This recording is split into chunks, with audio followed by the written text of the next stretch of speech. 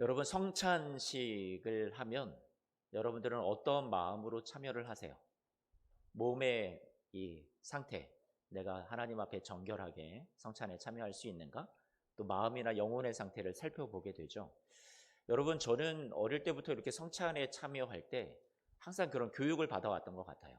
회개해야 된다고. 그래서 성찬식에 참여할 때 그 떡과 잔을 받을 때 항상 먼저 무릎 꿇고 회개하는 시간을 그렇게 오랫동안 가졌던 것 같아요. 그래서 내가 하나님 앞에 이거 받을 만하다 그러면 받고, 내가 오늘은 좀 너무 죄 지은 게 많아서 하나님 앞에 내가 성찬을 감히 받을 수가 없겠다 그러면 제가 뒤로 물러나서 숨고 받지 않았던 그런 기억이 있는 것 같습니다. 여러분은 어떠세요? 한국 교회에 이 성찬을 대할 때 도덕적으로 회개하고 정결하지 않으면 성찬에 참여할 수 없다, 이렇게 교육을 받아오거나 오해했던 그런 우리 교회의 모습들이 있는 것 같습니다. 가만히 왜 그럴까 생각을 해보면 바로 이 구절 때문에 그래요. 오늘 저와 여러분들이 읽었던 본문 말씀 제가 다 읽지는 않았지만 그 뒤에 나온 구절이죠. 이 구절 때문에 혹시 여러분 안에도 성찬에 대한 두려움이 있으셨던 분들이 있다면 같이 한번 이 말씀을 살펴봤으면 좋겠어요. 같이 볼까요? 27절에서 29절입니다. 자, 그러므로 누구든지 주의 떡이나 잔을 합당하지 않게 먹고 마시는 자는 주의 몸과 피에 대하여 죄를 짓는 것이니라. 합당하지 않게 먹고 마시면. 자, 28절 말씀. 사람이 자기를 살피고 그 후에야 이 떡을 먹고 이 잔을 마실지니. 29절에 주의 몸을 분별하지 못하고 먹고 마시는 자는 무엇을 먹는다고요? 자기의 죄를 먹고 마시는 것이니라. 이렇게 말씀하고 있어요. 그래서 여러분 이 말씀이 좀 무섭지 않으세요? 자, 죄가 있으면 함부로 성찬을 이제 드시지 마세요. 참여하지 마세요. 주의 몸을 분별하지 못하고 먹는 것입니다. 그렇게 되면 여러분들이 자기 죄를 먹고 마시는 거예요. 이렇게 우리에게 적용되면 얼마나 여러분 무섭겠어요. 그런데 진짜 성찬은 여러분 이 말씀 지금 오해한 건데요. 이 말씀 그런 의미로 주어진 말씀이 아닙니다. 진짜 성찬은 죄인들이 참여하는 것이 성찬입니다. 성찬은 누구를 위해서 베풀어진 걸까요? 죄인들을 위해서 베풀어진 겁니다. 그래서 여러분 이래저래 해도 안 되고 영락없이 부족한 죄인이라고 느끼는 사람들이니까, 그런 죄인이니까 여러분들이 자격이 없으니까 성찬에 더더욱 참여하셔야 됩니다. 내가 이 성찬이 필요한 죄인이 맞구나. 나는 스스로 어떻게 내 의로움을 해결할 수가 없는 죄인이 맞구나. 그것을 인정하면서 참여하시면 된다라는 거예요. 예수님께서 여러분 누구를 위해서 죽으셨어요? 죄인을 위해서 죽으셨어요. 그렇죠? 그러면 예수님이 찢으신 몸과 흘려주신 보혈의 피는 누구를 위한 겁니까? 의인을 위한 거예요? 아니요. 죄인을 위한 거예요. 그러니 예수님의 몸과 피를 상징하는 우리가 성찬을 먹는다라는 것은, 마신다라는 것은요, 우리가 죄인이기 때문에 그것을 받는 거란 말이에요. 그리고 필요하다라는 거죠. 제자들의 모습을 한번 살펴봤으면 좋겠어요. 예수님이 성찬이라는 것을 제정하실 때, 처음 그것을 제자들과 함께 나누실 때, 그때는 예수님이 자신의 몸과 피라고 얘기하시면서 떡과 잔을 돌리실 때 이 제자들의 모습을 한번 생각을 해보세요. 어떤 제자들이었어요? 주님을 다 떠나버릴 제자들이었어요. 배반할 제자들이었어요. 그 중에 예수님을 부인할 자도 있었어요. 예수님을 팔아넘길 자도 있었단 말이에요. 그런데 그들이 무엇을 받았어요? 성찬을 받았단 말이죠. 성찬을 받는 자격이, 어떤 의로움, 성찬을 받는 자격이 깨끗함, 주님께서 그것을 원하시는 것이 아니라는 것을 우리는 처음 예수님이 성찬을 행하실 때 모습만 보더라도 알 수 있죠. 골고다라는 언덕이 있어요. 골고다라는 언덕에 누가 십자가에 매달리셨어요? 예수님이 십자가에 매달리셨죠. 이것은 제가 어떤 신학적으로 푸는 것이 아니라 그냥 그 지명이 갖고 있는 어떤 의미 안에서, 이름 안에서 문학적으로 한번 좀 풀어봤으면 좋겠는데요. 예수님이 십자가에 달리신 언덕은 골고다 언덕이라고 그래요. 그 골고다 언덕이라는 것은, 골고다는 지명의 이름이 어떤 뜻을 갖고 있냐면 해골이라는 의미를 갖고 있습니다. 해골. 그래서 어떤 사람은 십자가 밑에 이렇게 골고다를 이런 식으로 그리기도 하더라고요. 사진 한 번만 좀 보여주세요. 네, 저 해골 위에 예수님이 십자가에 매달리셨습니다. 여러분, 죄로 인해 죽을 수밖에 없는 인간의 현실이 해골이라는 생각을 한번 해봅니다. 그것이 골고다라는 의미가 또 될 수 있을 것 같습니다. 그 죽음의 골짜기, 사람의 힘으로 이 죽음에서, 해골에서 해골 같은 신세에서 벗어날 수 없는 우리들. 그런데 그곳에 예수님의 십자가가 세워졌고요. 예수님이 찢기신 몸으로부터 보혈의 피가 흘러내려 골고다를 적십니다. 해골을 적십니다. 그리고 그 해골 위에 흘러내려서요, 이 불완전한 죄인들, 문제투성이인 죄인들이, 저와 여러분들이 어떻게 돼요? 다시 살아나는 거죠. 에스겔서 말씀에 에스겔 골짜기에 마른 뼈들이 도무지 생기가 없고 바짝 말라서 살아날 가망이 보이지 않던 그들이 하나님이 말씀을 대언하시고 하나님께서 말씀을 주시고 생기를 불어 넣으실 때 강한 군대로 살아났던 것처럼, 여러분, 저와 여러분들 죽을 수밖에 없는 죄인들에게 무엇이 필요해요? 찢으신 몸과 보혈의 피가 필요한 거죠. 그래서 여러분, 성찬에 참여하기 위한 자격이 온전해야 한다거나 아니면 죄를 다 회개해야 참여할 수 있다라는 조건이 여러분 성경에는 없다라고 보시면 될 것 같습니다. 그러면 오늘 이렇게 성찬에 참여하는 이 말씀이 공포로 느껴지는 이 말씀은 대체 어떤 상황 속에서 주어진 걸까요? 어떤 맥락 가운데 이 말씀이 주어졌길래 이 말씀이 이렇게 무서운 걸까요? 고린도 교회의 성도들의 성찬은 대체 어땠길래 주의 떡과 잔을 합당하지 않게 먹고 마시고 주의 몸을 분별하지 않고 먹고, 그래서 자기를 살피지도 않고, 그래서 죄를 짓고 마시던 이 사람들, 이 사람들의 문제가 무엇이었는지, 또 이 말씀이 이들에게 어떤 도전을 주고 어떤 변화를 일으키기 위해서 바울이 또 하나님의 말씀을 이렇게 전하였는지 우리가 같이 진짜 의미를 고민해보고 살펴봤으면 좋겠어요. 제가 사진을 좀 몇 가지 보여드릴게요. 사진, 첫 번째 사진 좀 보여주세요. 성당에 가면 이렇게 전병, 바짝 마른 이런 빵 같은 것을 하나씩 입에다가 이렇게 딱 넣어준단 말이에요. 성체라고 그래서 예수님의 몸을 상징하는 겁니다. 저도 이것을 한번 먹어봤는데요, 맛이 없어요. 저는 카스테라가 좋아요. 그래서 교회에서 하는 그 카스테라가 좋은데, 저희 교회에서 드리는 카스테라가 한 깍두기 정도 크기나 될까요? 한 번만 좀 보여주세요. 저희 교회 사진은 아닌데요. 네, 저 손에 지금 든 게 보이세요? 안 보이시죠?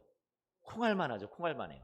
저걸 뭘 먹으라고 주는지 모르겠는데 저희 교회 사진은 아니지만 어쨌든 너무 조그매가지고 간에 기별이 가겠습니까, 여러분? 이거는 좀 아니라고 생각이 되고요. 잔도 너무 작아요. 저는 저희 교회 성찬은 좀 이렇게 큼직큼직하게 썰어서 드리고 싶은데 어쨌든 저희 교회는 이거보다는 큽니다. 그리고요, 제가 나중에 이렇게 카스테라도 좀 더 크게 썰어 드릴게요. 근데 제가 예전에 한번 크게 드렸더니 이렇게 성찬을 좀 뭔가 이렇게 좀 거룩한 어떤 그런 마음가짐으로 참여를 하시잖아요. 근데 이거 씹기가 너무 힘드시다고, 한참을 씹으셨다고. 근데 되게 힘들어하신 분들이 계셔서 제가 약간 고민은 됩니다. 잔도 좀 넉넉하게 드려가지고 많이 좀 드셨으면 좋겠다는 생각을 해봅니다. 왜냐하면 당시에 성찬이라는 것은요, 식사였어요. 식사. 지금 우리가 이렇게 제정해가지고 이렇게 약식으로 하는 어떤 이런 성찬이 아니라 정말 예수님 당시의 성찬이라는 것은 식사의 자리였단 말이에요. 그렇죠? 여러분 유명한 그림이 있잖아요. 그런 최후의 만찬이라는 그런 그림 한 번만 좀 보여주시죠. 이런 만찬의 자리에 당시의 제자들과 함께 식사의 자리를 하셨던 거죠.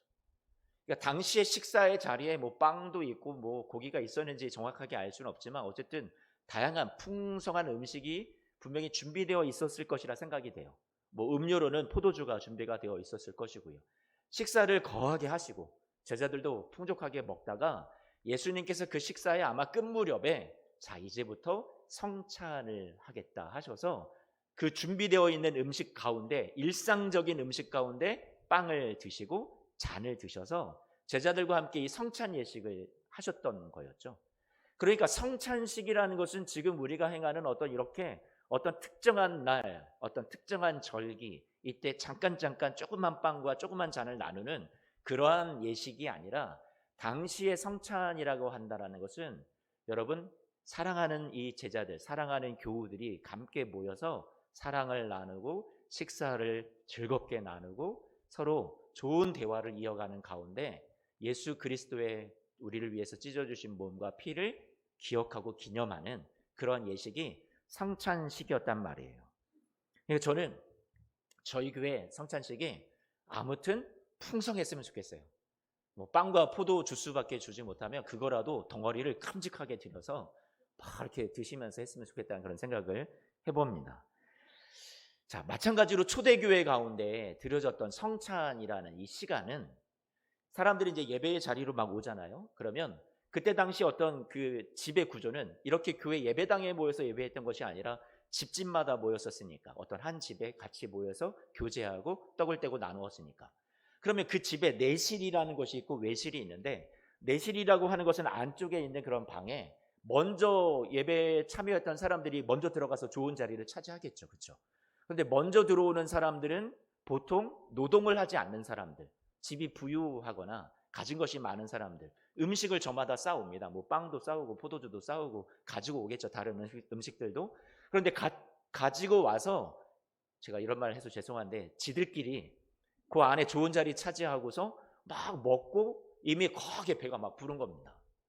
그리고 뒤늦게 오시는 분들이 계셨어요. 일하는 노동자들, 어떤 종으로, 노예로 일을 할 수밖에 없었던 사람들. 그런 사람들은 오는데 뭘 가지고 올 그런 정신도 없습니다. 기력도 없습니다. 사실 일 끝나고 예배에 저녁 때, 대부분의 이 예배의 모임이, 초대교회 모임이 저녁 때 이루어졌으니까요. 일이 다 끝마친 이후에, 일과 시간 이후에 모이다 보면 그냥 옵니다. 배고픔을 이끌고, 지친 몸을 이끌고서요. 그런데 이들이 집에 또 가진 것이 있느냐? 싸울 음식을 준비할 만한 경제적인 여력이 안 되는 사람들도 또 많이 있었죠. 그런데 이들이 와가지고 결국은 좋은 내실을 차지하지 못하고 바깥쪽 외실에서 기웃기웃하면서 뭐 먹을 거 남은 거 없나 이렇게 참여를 하는데, 남은 게 하나도 없었다라는 거예요. 왜요? 지들끼리 다 먹고 잔치를 끝냈기 때문에. 그래서 이 당시 고린도 교회의 문제가 바로 이런 문제였어요. 그러니까 부유한 자들끼리 파당을 지은 것처럼, 오늘 저와 여러분들 읽었던 이 본문 말씀에도 그런 내용이 나오는데요. 부유한 자들이 자기들끼리 파당을 지은 것처럼 그렇게 끼리끼리 모이고 가난한 자, 소외된 자, 어려운 사람들을 외면했던, 배려하지 않았던 그런 모습에 이때 식사의 교제가 있었던 거죠. 이게 이 자체가 예배였어요. 식사 자체가. 그러면서 성찬을 하는데, 성찬을 할 때가 되면 마실 포도주가 없고 먹을 빵이 없었던 사람들이 많이 생겨나게 되었던 거죠.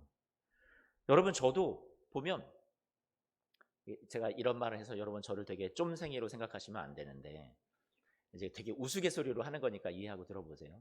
저희 교회 이제 교역자들이 주일 아침에 이게 샌드위치를 준비를 해줍니다. 저도 이제 그거 하나, 제가 예전에 한 몇 년간 먹지 않다가 요새는 아침에 좀 배가 고파서 나도 샌드위치 하나만 좀 주라.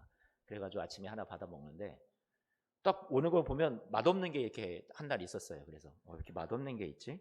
가서 이렇게 보니까 다른 자리에 진짜 제가 먹고 싶은 게 하나가 있더라고요. 근데 순서가 어떻게 돌아오냐면, 사무실에서 고른 다음에 이제 저한테 이제 남는 거 하나 주는 거였어요. 여러분, 제가 이게 되게 비좁은 사람이 아닌데, 태평양 같이 넓은 사람인데, 제가 지금 여러분 우리 사무실을 뭐라고 하는 게 아니에요. 웃으라고 하는 얘기예요.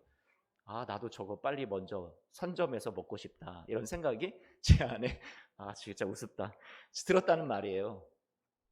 교회에 어떤 음식이 오거나 저한테 누군가 맛있는 걸 갖다 주면 저는요, 집에 안 가져가도 됩니다. 제가요, 교역자들 나 이거 안 먹어도 되니까 다 이렇게 가져가라고 하고 나눠줍니다. 여러분 좀 넓죠?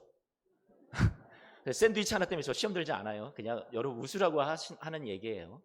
그리고 음식을 어떤 누군가가 사왔는데, 여러분 그런 경험 있지 않으세요? 막 나눠주다가 맨 마지막에 없네 하고 탁 내 앞에서 끊겼을 때, 그때 되게 무안하죠. 그럼 저는 이렇게 말합니다. 난 괜찮아. 안 먹어도 돼. 진짜 괜찮아.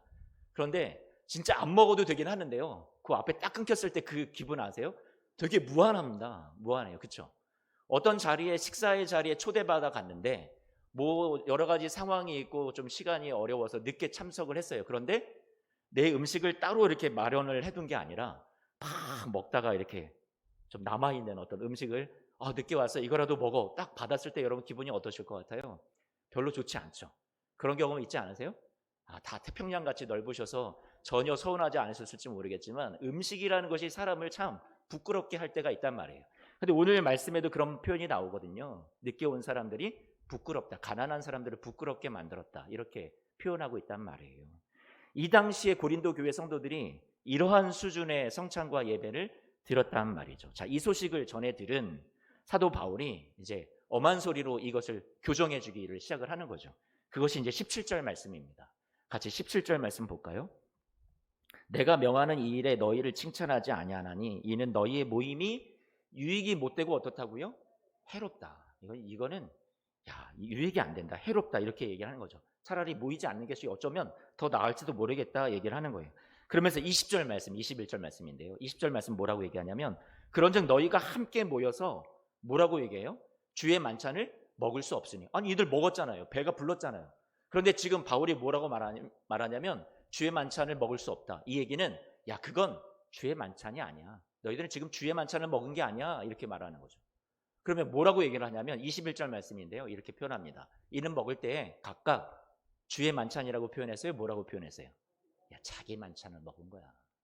주의 만찬이라는 표현을 갖다 쓰기도 아까운 겁니다. 이거는 지들끼리 만찬이지 자기 만찬이지 주의 만찬은 아니다라고 얘기를 하는 거죠. 어떤 사람은 시장하고 어떤 사람은 이미 거하게 취해 있는 거죠. 배가 부르고요. 자, 거룩한 예배를 드리러 왔는데 예배와는 상관없는, 주님의 사랑과는 상관없는 그런 모임으로 끝나더라는 겁니다. 사도 바울은 그래서 22절 말씀에 이렇게 말하죠. 너희가 먹고 마실 집이 없느냐? 배고프면 정말로 너희들 배를 그렇게 채우는 게 목적이라면 집에서 먹고 와. 너희가 하나님의 교회에 모였는데 이렇게 배려하지 않고 빈궁한 자들을 부끄럽게 하느냐? 내가 너희에게 무슨 말을 하랴? 너희를 칭찬하랴? 난 이것으로 절대 칭찬할 수 없다. 이렇게 말하죠. 자, 이 모습이 오늘 28절 말씀에 이렇게 표현한 겁니다.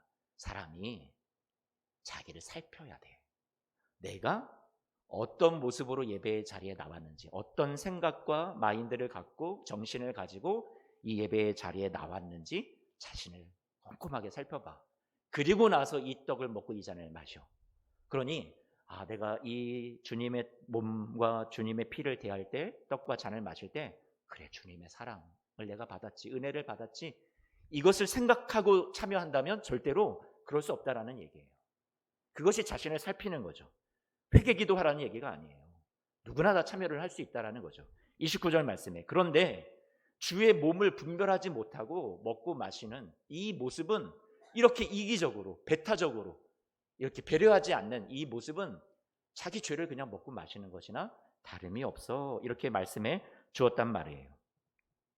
참 생각이 없다라는 그런 생각을 해봤습니다. 이 고린도 교회 성도들이 우리의 신앙생활에 있어서도 생각이라는 것이 매우 중요한 것 같습니다. 올바른 지식이 없는, 어떤 의식이 없는 상태에서 우리가 그냥 예배 시간 되니까 그냥 예배하는 거야. 어떤 성찬을 참여하는 것도 성찬식 그냥 참여하나 보다, 그냥 따라가는 어떤 그런 정도의 신앙의 행위는 하나님께서 우리에게 의도하시고 제정하여 주신 이 거룩한 예식에 동참하는 모습으로서는 올바르지 않은 것 같습니다. 성찬의 정신이 무엇인지, 하나님이 이 공동체에 원하시는 것이 무엇인지를 잘 분별하고서 우리가 참여해야 될 것 같습니다. 그래서 바울이 이제 그러면 예수님이 처음 성찬이라는 것을 행하실 때 우리한테 성찬은 이런 거야 라고 알려주셨던 그때 당시 예수님이 전한 성찬의 의미를 이 고린도 교회 성도들한테 이렇게 들려주기를 시작을 하죠. 그게 이제 23절 말씀입니다. 23절 말씀 이렇게 표현하죠. 내가 너희에게 전한 것은 내 말, 내 지식이 아니라 주님께 받은 걸 내가 그대로 지금부터 다시 전해줄게, 이렇게 말하면서 표현하죠. 곧 주 예수께서 잡히시던 밤에 떡을 가지사. 여러분 주목해 보세요. 23절 말씀에 보니까 주 예수께서 어떤 밤에라고 얘기하고 있어요? 잡히시던 밤이라고 얘기하고 있어요. 이 밤이 예수님께서 이 성찬을 떼어서 자신의 몸과 피라고 말씀하시면서 나눠주던 이 시간이 사랑하는 제자들에게 처절한 배신을 당하는 밤이었어요. 십자가에 매달려 죽으시는 그날을 앞둔 밤이었단 말이에요. 거기에는 자기를 판 제자, 자기를 부인할 제자, 도망갈 제자들 앞에 예수님께서는 만찬을 베푸시고 자신의 것을 나누기를 시작하셨단 말이에요. 주님은 이러한 당신의 상황에도 불구하고 당신의 사랑하는 제자들의 하나됨과 그들을 바로 세우시기 위해서 무엇을 베푸세요? 주의 만찬을 베푸세요. 그러면 이때 제자들의 모습을 한번 상상해 보세요. 제자들은 어땠을 것 같아요? 먹기 바빴을 겁니다. 예수님이 몸을 찢으시고 피를 나눠주신다고, 이게 들어오지 않았을 겁니다. 먹기 바쁜 거죠. 고린도 교회 일부 부유한 사람들이 교회에 와서 왜 예배해야 하는지, 왜 성찬을 해야 하는지, 왜 이것을 참여하고 나누어야 하는지, 그것에 대한 딱 정확한 의식 자체가, 생각 자체가 없었습니다. 그저 자기 배 부르고 그냥 잘 어울리는 사람들끼리 먹기만 합니다. 부유한 자들끼리요. 이 고린도 교회의 성찬의 모습에는 예수님이 그날에 베푸셨던 자신의 어려움과 십자가를 앞두고 자신을 배반할 사람들이지만, 부인할 사람들도 있지만, 자신을 팔 사람도 있지만, 그 사람들 앞에 베푸셨던 나눔의 정신이 전혀 들어가 있지 않았죠. 이기적인 자기들의 만찬만 된 거지 주의 만찬이 아니었다라는 거죠. 그래서 예수님께서 24절 25절 말씀에 이렇게 말하죠. 축사하시고 떼어 이르시되 이것은 너희를 위하는 내 몸이니 이것을 행하여 어떻게 하라고요? 나를 기념하라. 오늘 성가대에서 기억하라고 그렇게 찬양의 가사를 들려주셨는데요. 맞습니다. 기억하는 겁니다. 25절 말씀 또 한번 읽어볼게요. 또 식후에 또 그와 같이 잔을 가지시고 이르시되 이 잔은 내 피로 세운 새 언약이니 이것을 행하여 마실 때마다 누구를 기억하라고요? 나를 기념하라. 그렇게 말씀해 줍니다.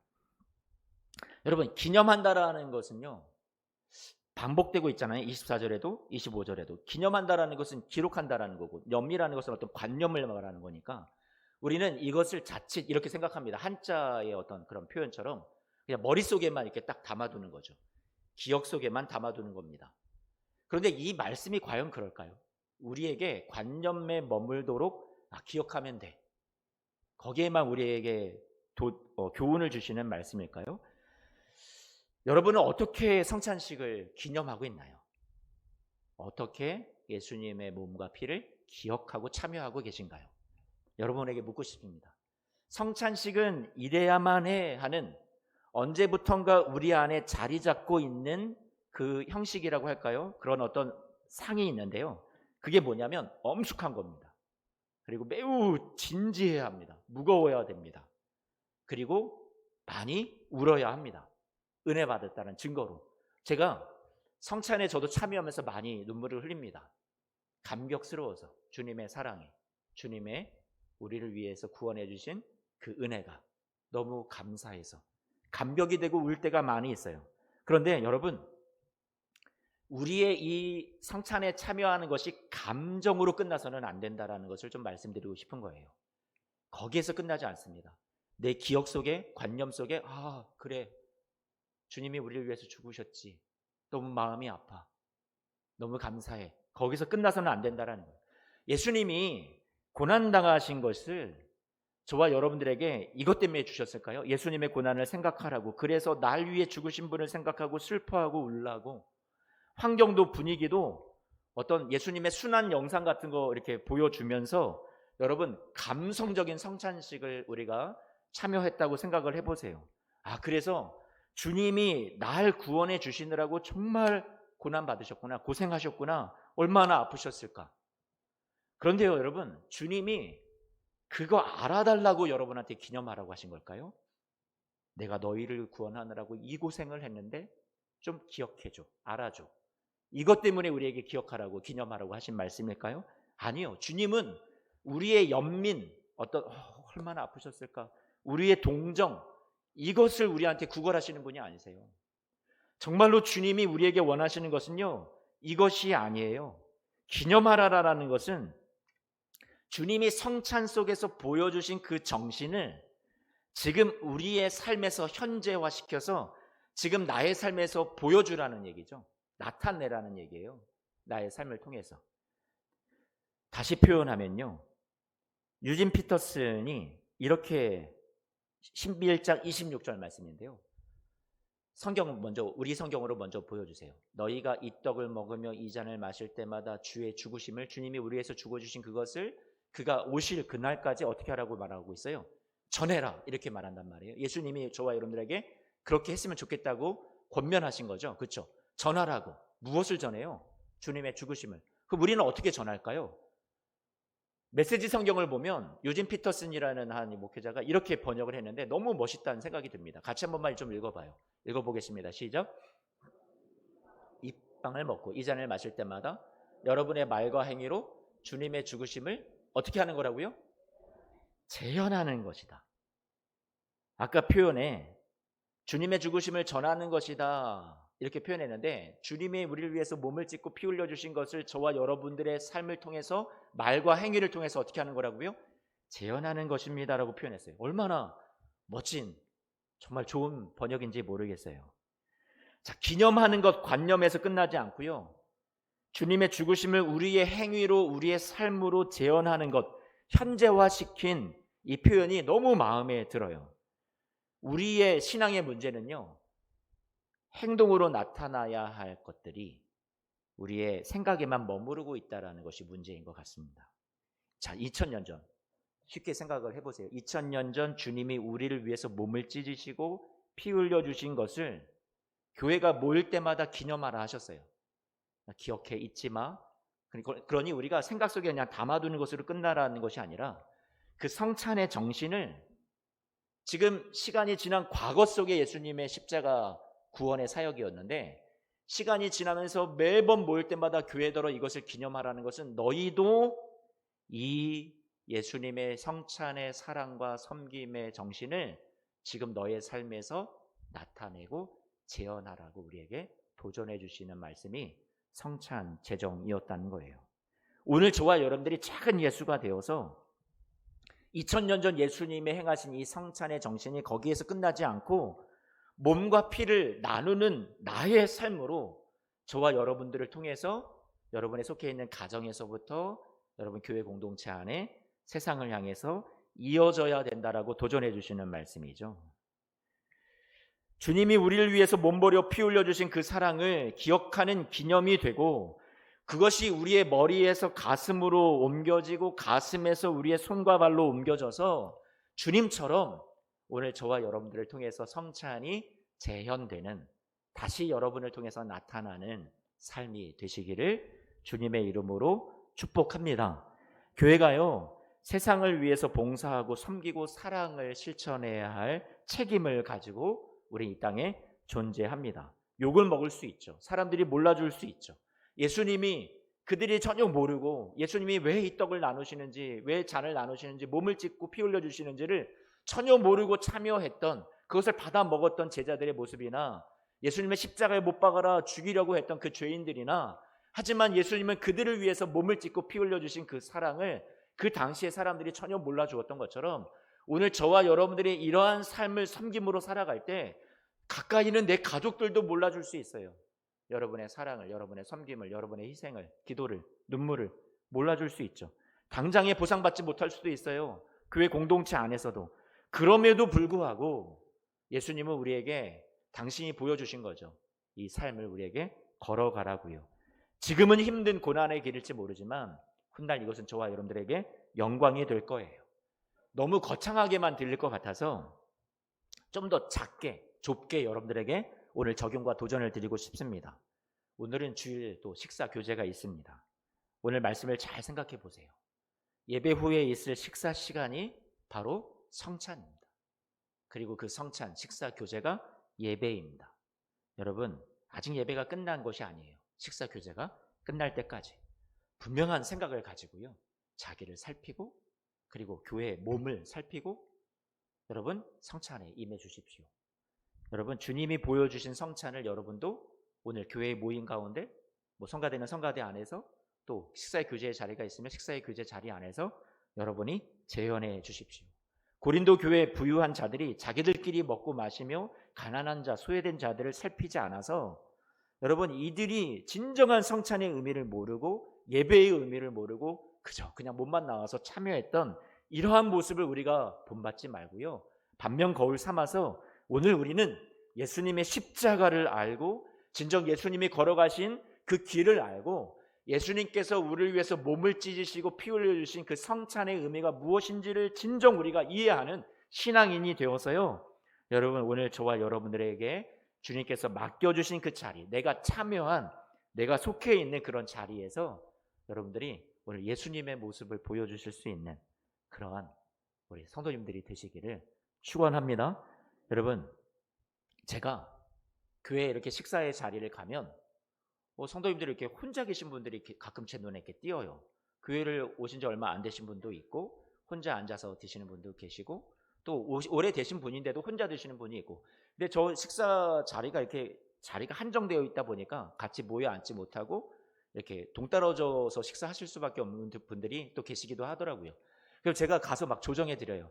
잠깐만 일어나세요 해가지고 여기 가가지고 같이 교제하시라고 막 자리를 같이 이렇게 묶어 드리거나 그렇게 서로 좀 연결시켜 드리고 같이 만나서 교제할 수 있도록 그렇게 제가 이렇게 눈에 보이면 항상 그렇게 하거든요.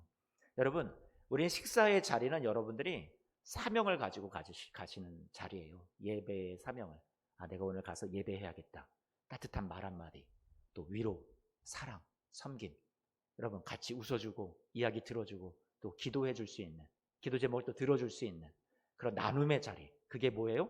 성찬이고요. 그게 주님이 우리에게 허락하신 예배의 영광입니다. 사랑하는 성도 여러분, 우리가 저와 여러분들이 소속된 가정과 교회 공동체는 하나님이 보내신 자리라는 것을 잊지 마세요. 거기에는 하나님이 저와 여러분들에게 원하시는 성찬의 재현의 사명이 우리에게 주어진 자리입니다. 여러분 이곳에서 우리가 도망가지 않으셨으면 좋겠어요. 예수님이 십자가를 도망가지 않으셨듯이 자신을 알아주지 못하는 사람들을 위해서 그 길을 끝까지 몸을 찢고 피 흘려주시며 걸어가셨던 것처럼 우리도 그 길을 걸어가시는 저와 여러분들 되시기를. 그런데 그 주님이 그곳에 찢으신 몸과 흘리신 그 보혈의 피에 주님께서 무엇을 예수님에게 담아주셨어요? 예수님의 이 삶의 승리와 영광을, 온 세상을 구원하는 기적과 은혜를 하나님이 담아주셨죠. 지금 저와 여러분들의 정황과 삶에 주어진 조건과 현실이 내가 속해 있는, 내가 예수님의 이 성찬의 삶을 재현해야 되는 내 가정에, 교회 공동체 안에 여러분 현실이 그들이 나를 인정해 주지 않고 알아주지 않고 여러 가지 어려움이 있다 할지라도 여러분들이 눈물을 머금고 섬겨주는, 내가 어떤 보상을 바라거나 내가 어떤 대가를 바라는 것이 아니라 정말로 내가 예수 그리스도의 사랑으로 이 길을 걸어갈 때 하나님이 여러분들에게 어떤 은혜로, 어떤 위로로, 어떤 승리로 여러분에게 갚아주실지 여러분 기대가 되지 않으세요? 예수님이 우리에게 삶을 통해서 증명해 보여주셨죠. 부활과 승리로. 저와 여러분들에게도 찢겨진 몸이 끝이 아니라 내가 흘린 내 보혈에, 내 피에 어떤 이것이 소비되고 낭비되는 것으로 끝나는 것이 아니라, 여러분의 눈물로 끝나는 것이 아니라 여러분이 섬기는 그 자리에서, 희생하는 자리에서, 참고 오늘도 예수님의 성찬을 재현하는 그 삶의 자리에서 주님께서 주실 위로와 승리가 너무나도 귀할 것이라고 여러분을 축복합니다. 여러분 이 길을 끝까지 걸어가시는 주님의 사랑하는 제자들이 되시기를 축원합니다. 아가서 2장 1절 말씀에 샤론의 수서나 골짜기의 백합화라는 말씀이 나오는데 예수님을 상징하는 어떤 구약 성경의 예표였어요. 예수님이 향기 나는 그런 꽃이죠. 그래서 예수님이 가는 곳에는 온데간데 향기가 퍼져나가고 사람들이 변화되고 사랑을 받게 되었습니다. 찬송가